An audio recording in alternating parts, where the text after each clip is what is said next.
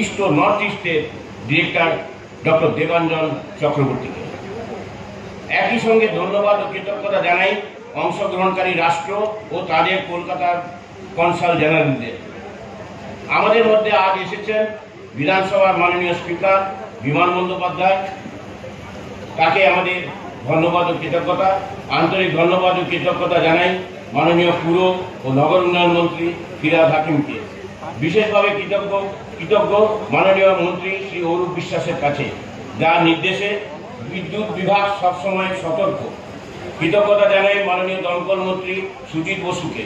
কৃতজ্ঞতা বিধাননগরের মাননীয় মহানাগরিক কৃষ্ণা চক্রবর্তী,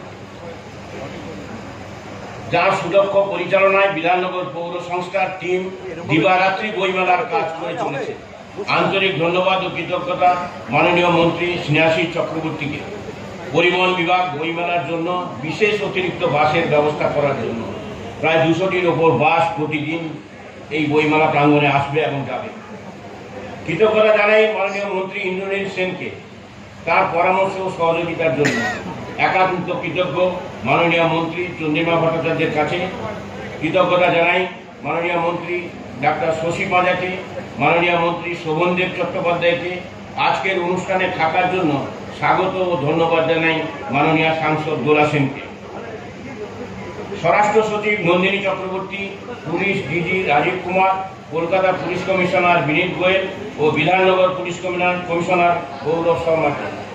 এই সঙ্গে একান্ত কৃতজ্ঞতা জানাই মাননীয় মুখ্যমন্ত্রীর তথ্য ও সংস্কৃতি বিভাগকে। সবশেষে পাবলিশার অ্যান্ড বুকসেলার গিল্ডের পক্ষ থেকে আন্তরিক প্রীতি ও ধন্যবাদ জানাই অংশগ্রহণকারী সব প্রকাশক ও সব পুস্তক বিক্রেতাদের। আমরা একান্ত কৃতজ্ঞ কলকাতা তথা বাংলার মানুষের কাছে তাদের ঐকান্তিক সহযোগিতা ও শুভেচ্ছা পাথেয় করে আন্তর্জাতিক কলকাতা বইমেলা আজ হয়ে উঠেছে পৃথিবীর সবচেয়ে পাঠকধন্য সবচেয়ে বড় বইমেলা। সভাগৃহে উপস্থিত সকলকে আমার আন্তরিক প্রীতি, শুভেচ্ছা ও নমস্কার জানাই।